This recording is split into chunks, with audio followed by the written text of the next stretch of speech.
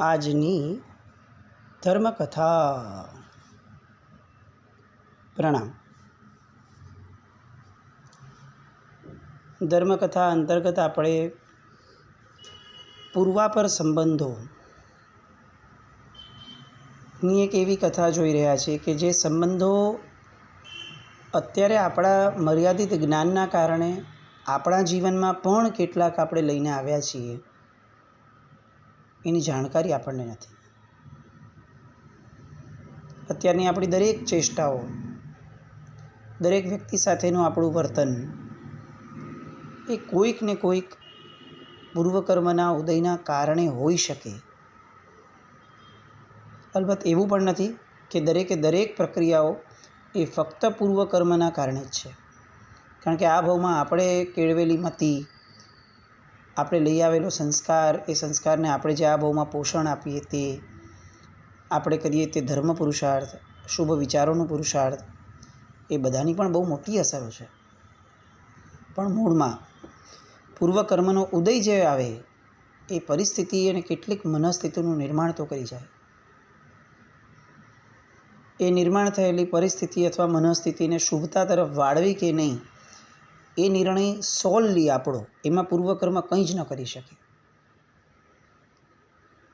પણ આ પૂર્વાપર સંબંધોના જાણકારી વગરના આપણે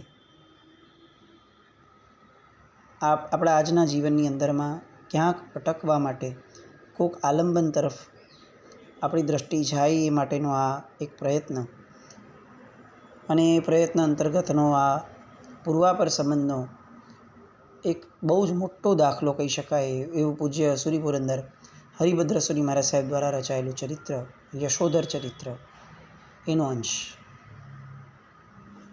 ગઈકાલ સુધી આપણે જોયું કે સુરેન્દ્ર દત્ત અને નયનાવલી બંનેનો ગાઢ સ્નેહ, અને એમાં સુરેન્દ્ર દત્તને ધર્મદૂત એટલે કે સફેદ વાળ, એના આધારે ઊભું થયેલું ચિંતન, મનન, અને અંતે એનું થયેલું પરિણમન, અને બધાની અભિવ્યક્તિ નયનાવલી સામે થઈ, ચારિત્રની ભાવનાની અભિવ્યક્તિ થઈ. નયનાવલીએ બહુ સહજતાથી એનો સ્વીકાર કર્યો, અને કેટલાક દિવસો પછીથી બહુ સાહજિક રીતે વાત મૂકી કે આપણે પુત્રના રાજ્યાભિષેક પછીથી દીક્ષા લઈએ એ વ્યવહારિક રીતે વધુ ઉચિત રહેશે. એ આનંદની અંદરમાં કે મારી પત્ની એ ખરેખર મારી ધર્મપત્ની છે. અત્યારે પથારીમાં પડ્યા સુરેન્દ્ર દત્ત પોતાના જીવનને ધન્ય માની રહ્યા છે. અને આ ધન્ય પળ, ધન્ય ક્ષણ, એની અનુભૂતિ કરતાં આંખ બંધ છે, પણ હજી સુધી ચૈતન્ય મન જે છે એ જાગ્રત છે.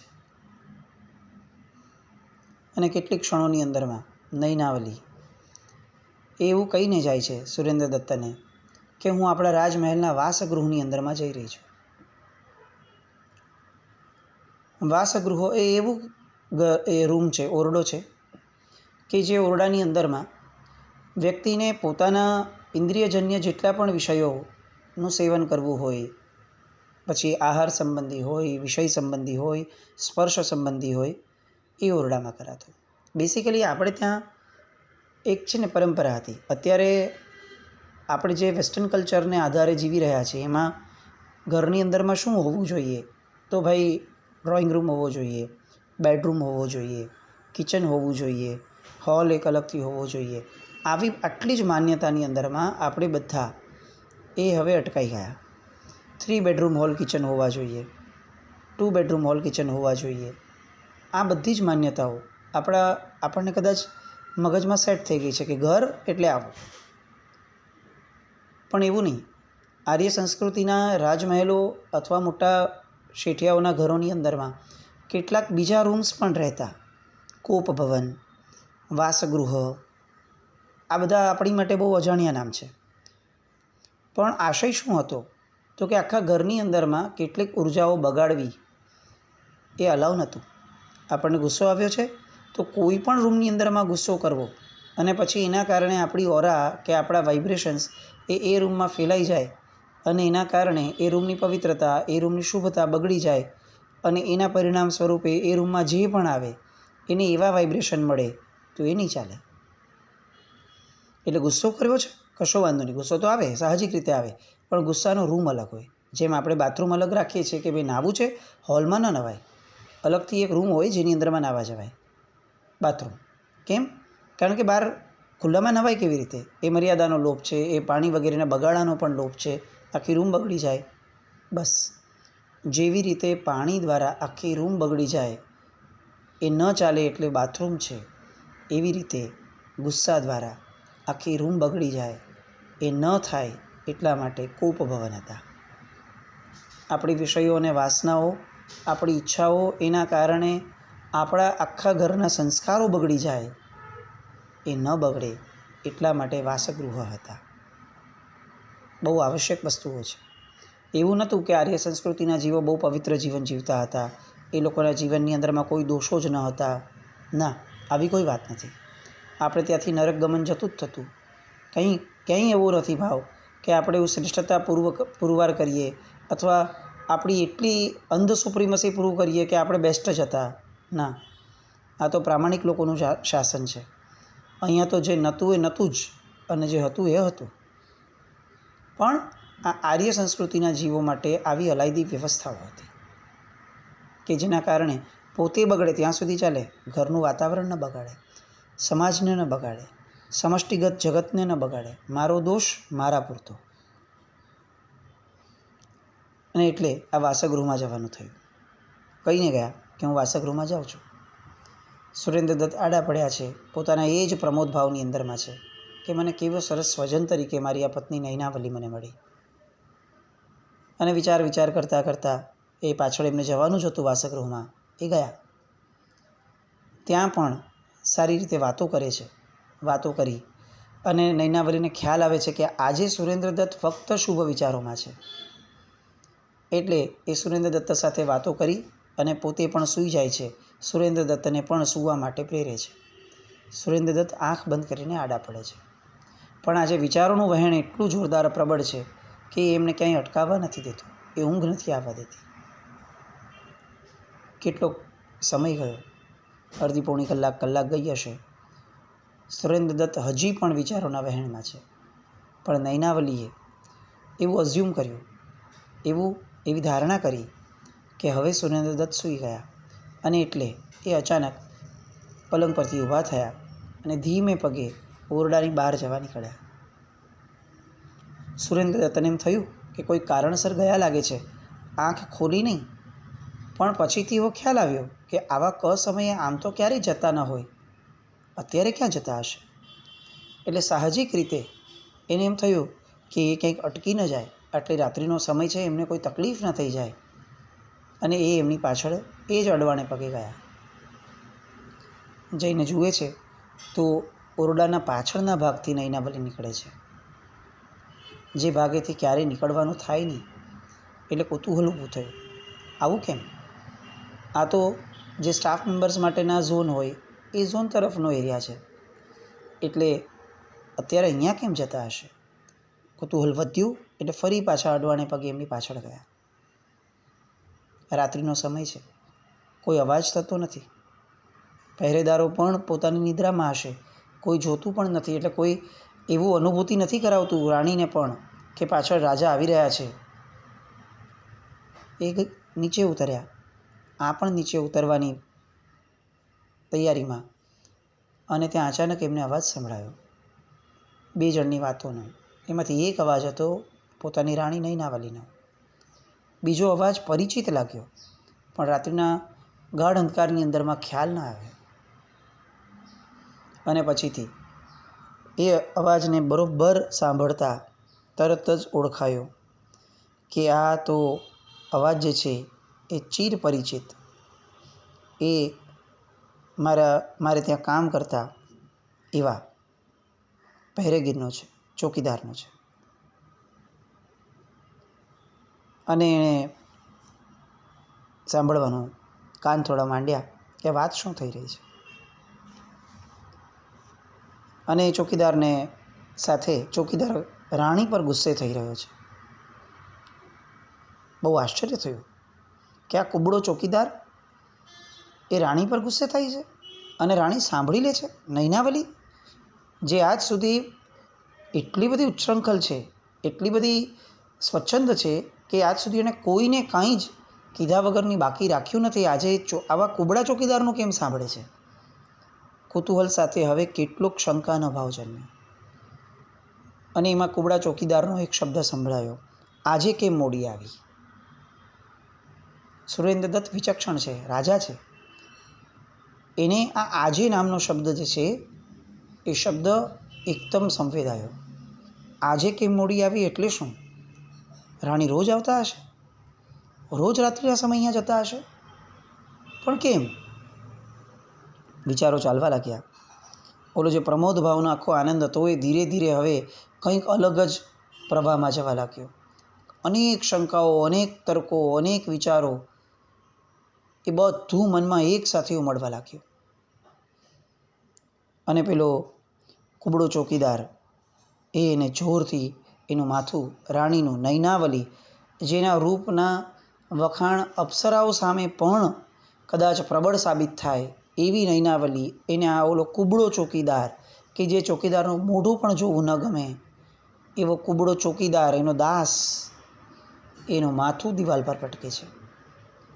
તરત જ સુરેન્દ્રદત્તનો હાથ તલવાર પર જાય છે. આ ક્ષણે હમણાં જ એ ચોકીદારનું માથું વાટી લઉં એ વિચારે તલવાર બહાર કાઢે છે અને ત્યાં જ નૈનાવલીનો સ્વર સંભળાય છે કે મને માફ કરો. અને અચંભામાં પડી જાય છે સુરેન્દ્રદત્ત. આ નૈનાવલી આવા કુબડા ચોકીદારની માફી માંગે છે? વાત શું છે? અને હવે બધા જ મનના વિચારો એટલા બધા કેન્દ્રિત થઈ ગયા કે હવે હાથમાં રહેલી તલવાર પણ હાથમાં જ રહી ગઈ. જાણે સ્તબ્ધ થઈ ગયા હોય, મૂર્તિવંત થઈ ગયા હોય એવી રીતે આ સુરેન્દ્રદત્ત પોતે સંપૂર્ણપણે ત્યાં સ્થિર થઈ ગયા. અને હવે શું થાય છે એ ભાવ એના મનની અંદરમાં એકદમ ઘેરી અસર પાડવા લાગ્યા. એક બાજુ આ પોતાનો ચોકીદાર છે, કુબડો ચોકીદાર, અને બીજી બાજુ પોતાની ધર્મપત્ની છે. અને ત્યાં નૈનાવલીના મુખમાંથી શબ્દો નીકળે છે કે મને માફ કરો, હું માનતી હતી કે રાજા સૂઈ ગયા છે, પણ આજે રાજાએ ઘણી વાતો કરી, એને શંકા ન જાય એટલે હું કેટલોક વધારે સમય સૂતી રહી અને પછી હું આવી છું, મને માફ કરો. એને પેલો કુબડો ચોકીદાર અને એ આ નૈનાવલી સાથે એ સમયે એનો પોતાનો ક્રોધ ઓસરાવી અને પછીથી જાણે પોતાની દાસી હોય એ રીતે એની પર હુકમ કરી અને એની સાથે પ્રણય ચેષ્ટાઓ કરે છે. સુરેન્દ્રદત્ત કદાચ એમ કહી શકાય કે માનસિક રીતે મૃત્યુ પામી ગયા. એ હદ સુધીનો આઘાત એમને લાગ્યો. આ જીવન જે વ્યક્તિ માટે એને સર્વસ્વ લાગ્યું અને એટલી હદ સુધીનો પ્રેમ જેને આપ્યો છે, એટલી હદ સુધીનું માન જેને આપ્યું છે, અરે એ તો ચાલો તો પણ સંસારિક મોહ હતો. જ્યારે પોતાને ચારિત્ર ધર્મનો મોહ થયો છે અને હવે ચારિત્ર ધર્મનો મોહ પણ વ્યક્ત કર્યો, ત્યારે પણ જેણે ચારિત્ર ધર્મમાં સાથે રહેવાની વાત કરી એવી અભિવ્યક્તિ કરનારી આ સ્ત્રી આવી માયાવી. અને સુરેન્દ્રદત્ત જેવા રાજાની પત્ની, જેને કોઈ પણ ભોગ એવા નથી કે જે ભોગવવા માટે ક્યાંય પણ એને સક્ષમતા ન રહે, અને એ એક પણ અક્ષમતાથી દૂર એવી આ રાણી, આટલી રૂપાળી રાણી, એ આપણા કુબડા ચોકીદાર પાસે પોતાના ભોગ ભોગવવા માટે જાય. આ નિમ્ન કક્ષા, આ વિષયાંધતા, આ કેવું સ્વરૂપ સંસારનું! હચમચી ગયા. પગ ઉપડતા નથી. હાથની તલવાર હમણાં ક્યાંક પડી જાય એવું એને લાગશે. અને એક ક્ષણે પોતે રાજા છે, પોતાને સંભાળે છે. તાત્કાલિક એ સ્થળેથી પોતે ઓરડા તરફ પાછા ફરે છે. તલવાર મ્યાન કરી વાસગૃહમાં પાછા ફર્યા અને સીધા પોતાની જગ્યાએ આવીને સૂઈ ગયા. સૂવાનો ડોળ કર્યો, પણ તનથી આંખ બંધ થઈ છે. મનની આંખ તો જાણે ઉઘડી ગઈ છે. નૈનાવલી પરનો પ્રગાઢ રાગ, તીવ્ર મોહનું આવરણ બધું જ જાણે છેદાઈ ગયું. પારાવાર ગ્લાનિથી એનું મન ભરાવા લાગ્યું.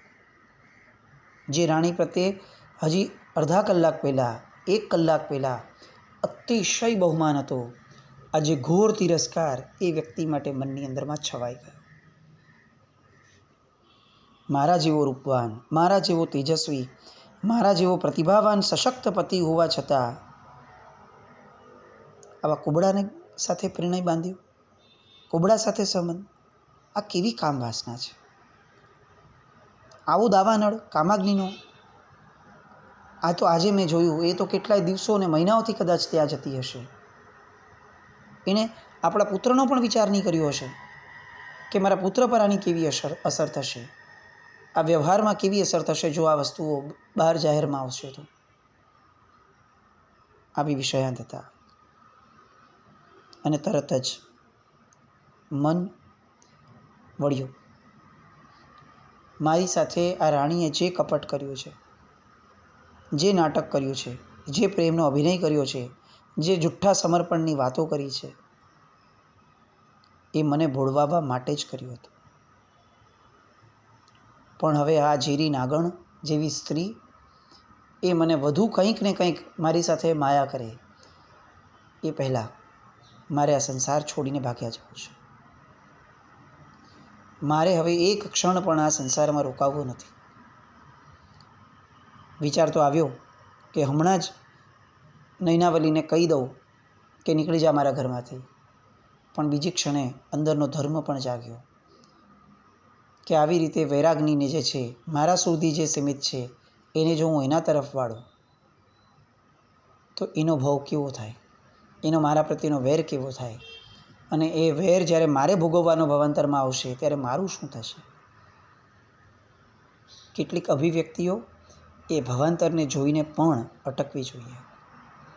એવું બની શકે કે આપણને લાગે કે આ ભાવમાં હું આને નહીં કહું તો હું મૂર્ખો સાબિત થઈશ, એણે મને છેતર્યો છે, એણે મારી સાથે અન્યાય કર્યો છે. પણ એ ક્ષણે અંદરનો ધર્મ એ એવી રીતે જાગવો જોઈએ કે જો હું આવા અપાત્રને કહીશ તો વેરની પરંપરા વધશે. એને તો કદાચ કેટલો ફરક પડશે ખબર નથી, પણ મારા ભવાંતર એ એના કારણે બગડશે, મારી શુભતાના ભાવો એના કારણે અટકશે. અને હું કંઈ એવો સત્વશાળી નથી કે હું દરેક વખતે ક્ષમામૂર્તિ બની શકીશ. એટલે આજના અન્યાય કરતાં ભવાંતરમાં હું મારા આત્મા સાથે અન્યાય કરું એના પહેલાં આ અન્યાયને ચલાવી લેવો એ બહુ જ સારો છે. આમ પણ આ જગતની અંદરમાં એવું કોઈ વ્યક્તિ નથી જે મારો પરભવ બગાડી શકે. મારો આ ભવ એ ચોક્કસપણે આ બધા જ બગાડી શકશે, પણ મારો પરભવ બગાડવાની તાકાત તો મારામાં જ છે. હું જ બગાડીશ ને મારે કેમ બગાડવો છે? બસ આ વિચારે પોતે સ્થિર થયા. મનને મનાવ્યું, વાળ્યું. અપ્રીતિ અણગમો હજી ઊભો જ છે રાણી પ્રત્યેનો, પણ એક નિશ્ચય નિર્ધાર દ્રઢપણે કર્યો કે મારે અભિવ્યક્તિ નથી કરવી. તરત બીજી ક્ષણે વિચાર આવ્યો તો પછી હવે કાલને કાલ ચારિત્રની વાત કેવી રીતે મૂકીશ? કારણ કે હજી હમણાં જ તો મેં એમને કીધું છે કે આપણે ભેગા ચારિત્ર લઈશું પુત્રના લગ્ન કરાવડાવ્યા પછીથી. અને આ નિર્ણય એ તો માતા વગેરેને પણ જાહેર કરી દીધો છે, પહોંચી ગયો છે એમના સુધી. પણ મનમાં ફરીથી એક ભાવ જાગે છે કે ના, હું કંઈક આનો તોડ કાઢું. વિચારો સ્થિર થયા એટલે કંઈક નવો વિચાર પ્રગટી શક્યો અને મનમાં એક નિર્ધાર થયો કે હું મારા માતાજીને જ એવું કહી દઉં કે મને કોઈક એવું દુઃસ્વપ્ન આવ્યું છે કે જેના કારણે મારે કાલને કાલ ચારિત્ર લેવું પડે એવું છે. બસ. અને જો માતાજીની રજા મળી જાય તો નૈનાવલીની મને હવે ચિંતા નથી. એ મારી સાથે દીક્ષા લે ન લે મને કોઈ ફરક નથી. હવે નૈનાવલી પ્રત્યેનો ઉત્કટ ઉપેક્ષા ભાવ અંદરમાં પ્રગટ્યો. આમ પણ અપાત્ર જીવ સાથે જ્યારે આપણે મૈત્રી ભાવ અભિવ્યક્ત ન કરી શકીએ ને ત્યારે એ ઉપેક્ષા ભાવ કેળવાઈ જાય છે. અને એ ઉપેક્ષા ભાવ એ કદાચ શુભતા માટે છે ભવિષ્યની. કારણ કે આ ઉપેક્ષા ભાવ ન કેળવીએ અને જો ક્ષમાનો ભાવ કેળવવા જઈએ, મૈત્રીનો ભાવ કેળવવા જઈએ તો સામો કદાચ એટલું વધારે બગાડે પોતાનું મન, આપણું મન, કે પછીથી કદાચ આજની ક્ષમા, આજનો ઉપશમ એ સમયે રે પણ નહીં. કશાયોને ક્યાંય પોષણ મળે એવું એક પણ ડગલું ભરવા કરતાં ઉપશમ ભાવ, ઉપેક્ષા ભાવ એને સતત કેળવતા રહેવું. અને આ વાત સુરેન્દ્ર દત્ત પોતાના મનમાં જાગેલા ધર્મથી સમજે છે. નક્કી કરે છે આવતીકાલની સવાર થાય રાજમાતા પાસે જઈશ અને એમને વાત મૂકીશ. એવો કોઈ પણ એને કહીને પ્રયત્ન કરીશ કે મારે કાલને કાલ ચારિત્ર લેવું છે. હવે આ સંસારથી સર્યો, હવે આવા સ્વજનથી સર્યો, આવા સુખોથી સર્યો અને આ વૈરાગ્ય જે અંદરથી પૂર્ણપણે ખળભળાટ મચાવી ચૂક્યું છે એ મનમાં લઈ અને સુરેન્દ્ર દત્ત આંખ બંધ કરી અને પોઢે છે. બીજા દિવસની સવાર થાય છે અને બીજા દિવસની સવારે પોતે શું પગલાં લે છે એ વાત માટે આવતીકાલે ફરીથી મળીએ.